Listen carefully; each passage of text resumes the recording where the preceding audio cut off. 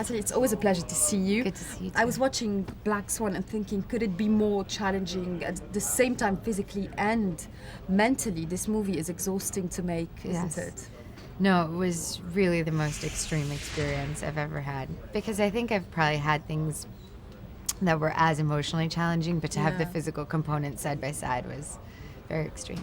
I think it's a beautiful contradiction that the world of ballet is so elegant and delicate, and at the same time, it hurts them so much, it challenges them so much. It's just a real black and white contradiction, isn't Oh, it? absolutely. And it's a real sort of classic dichotomy of, beauty and death, but how they're married at the same time that they're in opposition.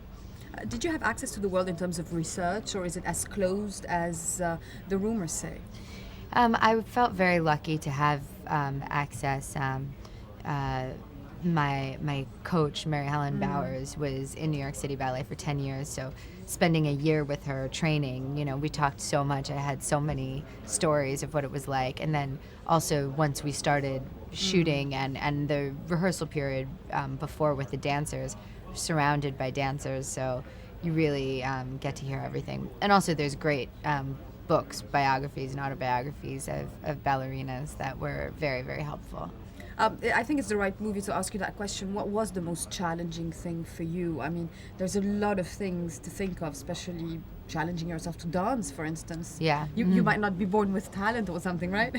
Yeah, absolutely. I mean, the dancing was probably the most challenging aspect of it, and also to find the acting in the dancing, because Of course. it's not just the technical, but also she's a specific kind of dancer. Like at the beginning, she's rigid, and then later on, she has to be much more free. And the beginning, she's timid, and then she has to become much more bold. And to find that in the movement was really exciting, because it's not something you get to do often as a film actor, because it's so based around your face. You don't often see the body. And also, as an actress, it is a question of letting yourself go in a part like that. Yeah. So how important was it to have a director that, you see Darren Aronofsky, you kind of trust his face. Oh, He's like such a sweet man. But, Yes. No, he's so sweet, but he's also a great artist, and I mean, I could only have done this with someone that I completely trusted, and I mean, I have complete faith in his artistic vision, and he created a very sort of safe environment to really play, and it really felt like we were just discovering things together all day long, and it was the ultimate collaboration. Oh, because you started your career so young, are you able to grasp now how you've evolved as an artist and what the benefits were of starting so young and kind of evolving as a performer? Yeah, absolutely. I just read Outliers, that Malcolm McDowell book. Not Malcolm McDowell, Malcolm Gladwell. I'm Yeah. just tired, excuse me. No, that's okay. Malcolm Gladwell.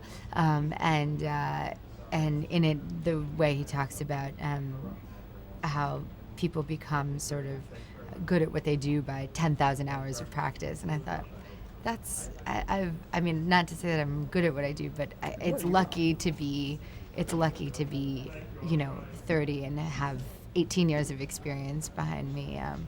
I feel like I'm still learning every day, of course, and trying new things all the time, but it does give you a certain level of comfort and technique to just have that work. Well, the first people only saw it yesterday were at the Venice Film Festival, and they're already talking about award buzz and all these things.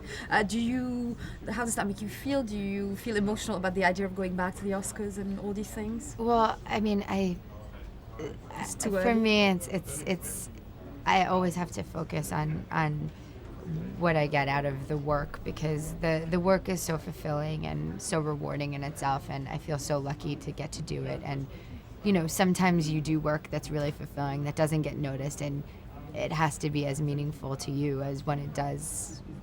So it's very, very kind, and obviously feels good that people are enjoying the film, but the experience is the prize. Final question, just about how it feels to be level-headed in Hollywood and what keeps you grounded.